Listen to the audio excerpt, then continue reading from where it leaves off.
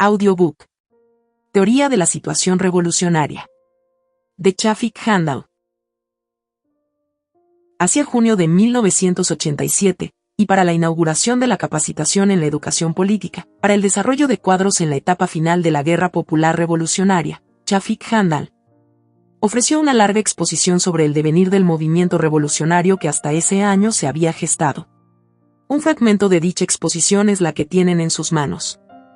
Configuración de la situación revolucionaria y características de sus condiciones subjetivas.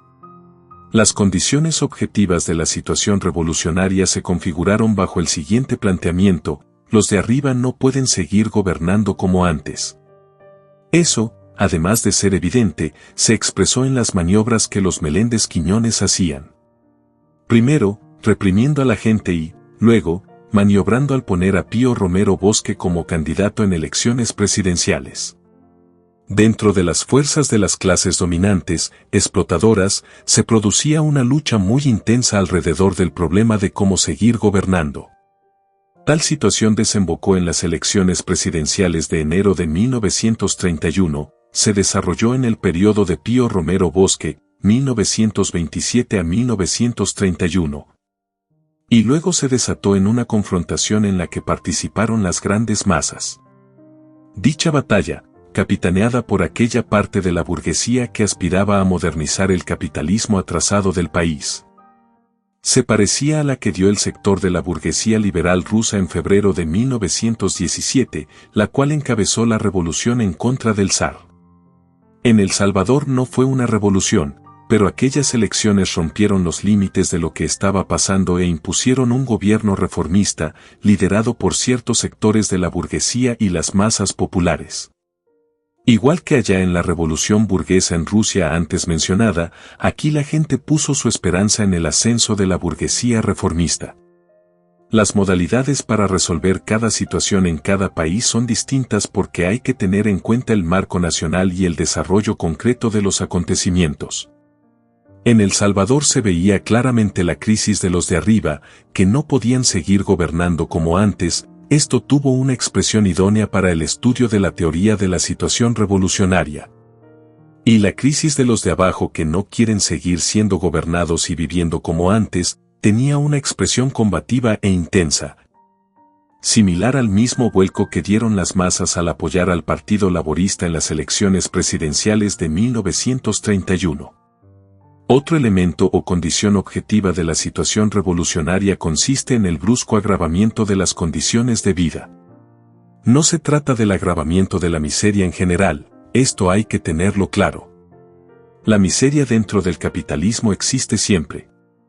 Incluso el periodo inicial histórico del capitalismo vino unido a una gran miseria y a una gran represión. Cuando surgió el capitalismo en Europa, las condiciones de vida de la clase obrera eran extremadamente miserables, acompañadas de una opresión enorme. Y sin embargo, eso no era capaz de configurar una situación revolucionaria. Además, dentro del capitalismo es normal que haya un nivel de miseria en las masas. Cuando estamos hablando de la miseria como condición objetiva de la situación revolucionaria, no nos referimos a esa penuria habitual, sino a un brusco agravamiento de esta a causa de la crisis económica, también inducida por catástrofes naturales como terremotos u otros acontecimientos extraordinarios. Se trata, pues, de un súbito agravamiento de la miseria más allá de lo habitual. Ya se ha dicho que en El Salvador se configuró como consecuencia del estallido de la crisis económica del capitalismo, la crisis de sobreproducción del capitalismo a nivel mundial. Esta tuvo su estallido visible, muy claro, en el año 1929 en la Bolsa de Valores de Nueva York, y se venía desarrollando desde el año 1927 en Europa. Desde entonces, empezaron a sentirse los efectos negativos en El Salvador, porque el círculo económico principal de la economía salvadoreña era Europa y no Estados Unidos. El año 1928 fue bastante duro. En 1929, con el agravamiento de la situación, se abrió toda una crisis mundial y sus efectos se hicieron sentir en nuestro país. El precio del café que se exportaba a Europa cayó, de un poco más de 40 colones, como a 11.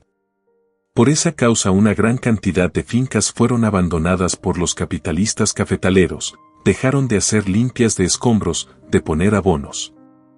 Grandes masas de campesinos quedaron en la indigencia, las repercusiones en los talleres y el comercio de mercaderías en las ciudades fueron muy negativas, porque todo eso dependía del cultivo y exportación del café. Este cambio trajo un brusco agravamiento de la situación.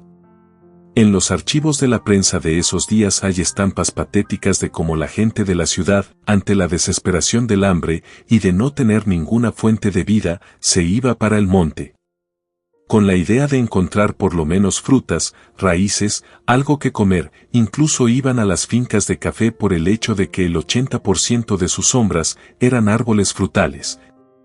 Aunque después eso cambió por nuevas técnicas de intensificación de la productividad de los cafetales. La gente se volcó a buscar qué podía vender, eran caravanas de personas urbanas, deambulando en el campo. En resumen, se presentó un aumento brusco de la miseria, fuera de todo lo normal.